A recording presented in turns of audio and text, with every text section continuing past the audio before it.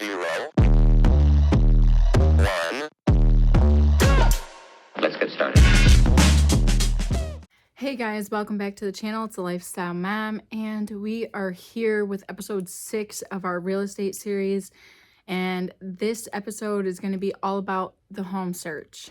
This will be a quick video. We left off in the last video writing down everything that we wanted in a home. Some realtors will have a list of questions for you when you guys first initially meet to kind of get a feel of your wants and your needs in a home. We went over examples of those questions in the last video. If you want to go to the last video and go check them questions out, you're more than welcome to. I recommend that you watch these videos in order. So make sure you guys are watching these videos in order from 1 through 6 and so on. Once you have answered the questions that your realtor has given you, your realtor is going to gather properties that are going to fit that criteria for you to view. Your realtor is also going to set you up in the MLS to have access to the MLS so that you can see the properties that are available on that website. You can also customize your own home search on that website to look at anything that you may be interested in as well. Once you have access to the MLS and your realtor has those questions and has been preparing properties for you and you have sent them over, if you like any properties that you have seen in the MLS or have any interest in any properties, then you need to contact your realtor by either emailing, calling, or texting them and making sure that you give them the address to that home and let them know that you want to view that home. Once your realtor receives that, they are going to schedule a showing based on your availability, and this is where you are going to start your home search process. This process could be a super quick process or it could take a very long time depending on really what's available and just what's on the market. We looked at 16 homes before we ended up putting an offer in. It took us about a month, I think, to get through all of those home viewings, and that was going around my realtor's schedule, which was kind of busy because she was working with other people too, and then Matt and I's schedule, which we worked during the day. Both of us worked during the day.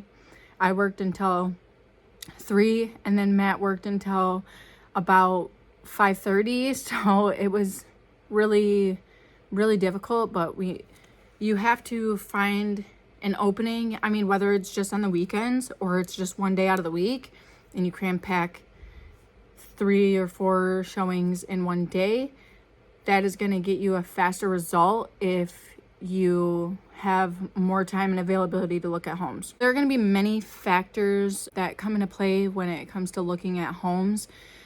This is the time that we have to be really paying attention and keeping our eyes open because we really don't want to get ourselves stuck in a sticky situation. The pictures that you see on the MLS or on any website could be deceiving.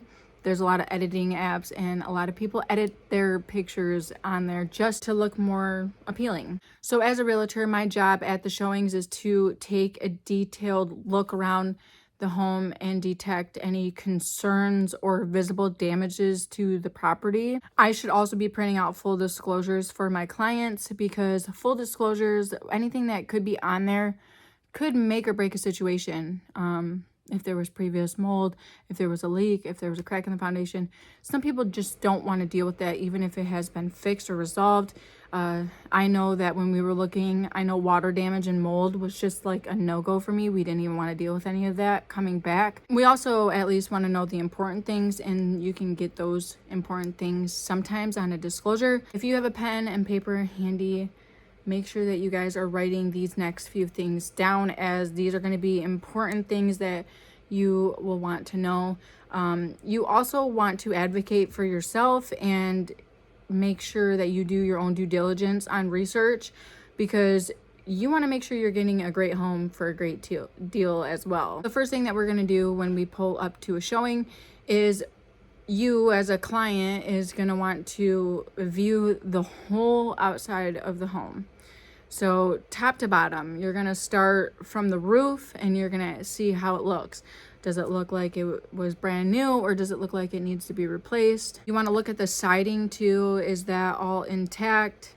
Look at the windows. Are there any windows that are broke? You're going to want to look at the house from a distance and see, like, is the house even? Does it look like it's even, or does it look like maybe it's kind of slanted off, centered a little bit? These are all things that you really want to be paying attention to on the outside of the home. And if there are anything else that you guys want to add, please add them in the comments. So when you go inside of a home, this is where you're going to be paying more attention to detail when you go in here. When you first walk in, how does the home smell? Does it smell really bad? Does it smell like does it smell mildewy? I know that you guys can smell like things like that. So those are important key factors to how the home is taken care of. You're going to want to look at the ceiling. So you're going to look up at the ceiling. Are there any major cracks, holes? Are there any leaks in the ceiling? You want to check the inside of the windowsill. How does it look? Does it look cracked? Does it look like they need to be replaced? Like the windows need to be replaced? You'll be able to tell just by looking at them. But those are kind of like basic things. And if you want to add any more basic kind of like knowledge, like where to look, make sure you guys drop some of those in the comments. Now, I call it the most important part because these are going to be more expensive things that you're going to have to fix in a home. Is the thermostat on? And is it working? Or like, is the AC, if you're looking in the summertime, is the AC on and is that working as well? Do you have an AC unit? Or is it just like a window unit? In the kitchen, you're going to look under the sink. Are there any leaks that you notice under the sink? Are there any rodent droppings under the sink? Do you notice that the floor of like where the things sit on under the sink, is it kind of damaged? That's where you're going to know that there was maybe a previous leak. And then you're going to want to notice, like, are there any mouse traps under there? Because if there are, then you know that they have little rodents going around their house, which is, I mean, you know, you can't judge, but I always just take these things into consideration when I'm looking at a home. Also, in the kitchen, are there enough cabinets for your family? Are there enough space for your family to sit down and eat? Is there enough space for a dining room for your family? You have to pull that into a bigger picture too. If you have a bigger family, you don't want a really small kitchen unless it's something that you can work with. But like, how are you going to fit everybody into the kitchen or into the dining room? I'm going to do the same thing. Is the dining room big enough? Is there going to be enough space for me and my family in the dining room or the family room? Are there any dips in the flooring? So when you're walking around the floor, you're going to be able to tell if there's like any dips. And a lot of the times it could be like the flooring is just, if it was made, if somebody just kind of like redid the floors really quick, they could have dips just from not being properly done right. Or it could also be the foundation could be really off. So you'll be able to notice that because if the foundation is off and you're walking into a home and it's dipping like that, you're gonna get dizzy. You're gonna get, your equilibrium is going to be a little off. At least for me and Matt and my realtor, we all kind of felt it. And you're going to see, like, does all the plumbing work? Turn on all the sinks, flush the toilets, turn on the tub, turn on the shower, and does it all work? Is it working properly? Same with all of the lights, the light fixtures and the switches. Are they all properly wired? You can tell by flipping them on. Also, are they intact? Are all of the outlets intact? Are there any broken outlets? Those are going to be hazardous concerns if are any broken. And then you're going to want to check the sinks and the toilets in the bathroom. So check under the sink to see if there are any leaks. Turn on the water to watch it run to see if there are any leaks. And then maybe turn on the shower and the sink to see, flush the toilet too to see like if it flushes slow. Does it clog when it flushes? And then you're also going to want to look like, are there enough bathrooms for your family? Is there one bathroom? Are you going to be able to work with one bathroom? Are there enough bedrooms in there for your family too? So 3 bedrooms, like with 3-bedroom house be all right? Would you want a basement with a 3-bedroom for more space? So those are all things that you really want to consider. Does the washer and the dryer, do those stay? So most of the time you'll be able to know if those are going to stay in the disclosures. They will have that listed. So does it work? Is the house gas or electric? So are there gas things? Are there electric? Is everything electric, or is there some gas? And then you're also going to want to know, like, what is the gas and electric through? Is it through consumers? Is it through DTE? I'm in Michigan, so that's what that's called up here. I don't know if it's different everywhere else. You have a fireplace in the potential home that you're going to be viewing. Is it gas or is that electric? Is it just like a wood burner, or are you allowed to burn wood right into it? Is the chimney clean for you to burn so that you could burn right away? Are there any HOA fees? Do you want to live in an HOA? Because you're going to want to look up the rules. If you do want to live in an HOA, you're going to want to ask for a copy of those rules so that you can kind of read it over and see if you abide by those, like if you would abide by those. Because if you don't agree with things in the HOA, you probably shouldn't be living in the HOA, because most likely it's going to cause some issues. You're going to want to ask, like, what day does the trash come? Is it on Tuesdays, Wednesdays, Thursdays, Fridays? And those, I could go on and on and on, but like, here are a list of like the basic important things that you're going to really want to look at in the home. On top of, you're going to want to definitely read these disclosures yourself. It could be pages worth of disclosures, but you want to make sure that you're reading them word for word so that you know exactly what's going on in a home. I feel like when people walk into a home that they know that they're going to put an offer on, I feel like once they walk in, they just kind of like get this feeling that they know. It was like that for at least me and my clients too. We knew and they knew, like, as soon as we walked into this house, we knew that we were going to put an offer in. We actually knew before we even came to look at the property. We saw it on the pictures and we just kind of knew that this was it. We were 16 homes in on looking for something, and we were crashing out at this point. We were stressed. We were running out of time. I was going to deliver a baby in a month, and our lease was going to be up. So we had to figure it out very, very quickly. So we knew when we saw this place that it was going to be ours. And here we are with this home. Once you decide that you're going to put an offer in on your home, your realtor is going to get started on working on a purchase agreement, creating a purchase agreement for you.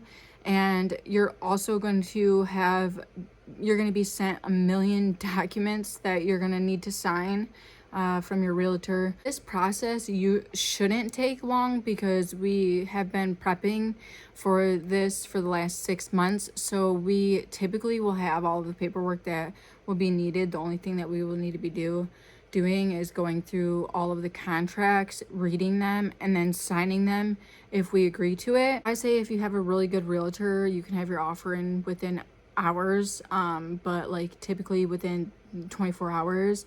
And also, after you put an offer in, this is where we're going to turn in an earnest money deposit if you are going to use one. So an earnest money deposit will have to be turned in within 48 hours. Make sure that you guys have that turned in. We want to have that ready for when the realtor asks us for it. Again, it is not a requirement, but it could greatly strengthen your offer. So once you have all of your paperwork signed with your realtor is then going to send your offer over to the listing agent, and your listing agent is going to discuss that with the seller, and we are going to be playing the most impatient waiting game ever. At least that's what I thought. I am so not a patient. I'm impatient, actually. Like, I'm not good with waiting. So this was a struggle for me. And plus, like, having the biggest decision of your life and wanting to know if it's been accepted is a huge deal for you. I highly suggest that at this time to find a hobby that you enjoy to get your mind off of the things for the next few days. You also want to have your phone readily available, just in case your realtor or mainly your lender need to reach out for you for an additional documents or to ask you a couple more questions, it's possible. So make sure that your phone is on and that it is not on silent. After a few days, the seller should have came up with a decision, and you should know if your offer was accepted or if they did not accept your offer. If they did accept your offer, congratulations. You are officially now under contract and you are getting so much closer to becoming a homeowner. If your offer did not get accepted, don't get discouraged. It just means that there are other plans out there for you and to just trust the process. If this was the result of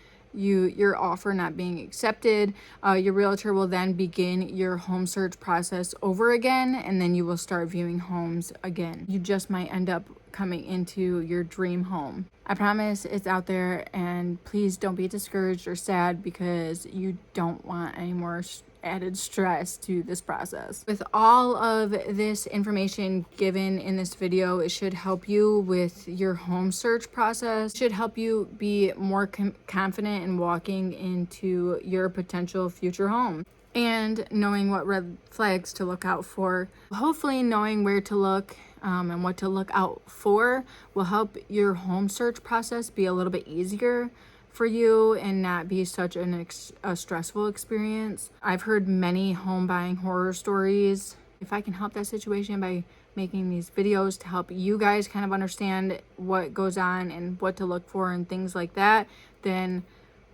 I'm happy to help. And I'm happy to continue to make these videos. In the next episode, we are going to talk about what happens after your offer has been accepted and like your EMD has been turned in. The next process is going to be basically like you being on phone calls a lot with your lender, realtor, and inspectors. So make sure you guys stay tuned for that video. If you haven't already, be sure to subscribe to this channel. You want to smash that like button and hit the bell for notifications so that you guys are notified when I upload my next videos. I hope everyone has a great Thanksgiving on Thursday. Be sure to go watch my Friendsgiving video that'll be coming out soon. We had a Friendsgiving on Saturday, so I made a turkey and it was really, really good. You guys will have to go check that out. And make sure you guys stay tuned every Monday for all of my real estate series because they will be up on Monday before 5. Going to try. So make sure you guys like, share, and subscribe to my channel, and I will see you guys next Monday.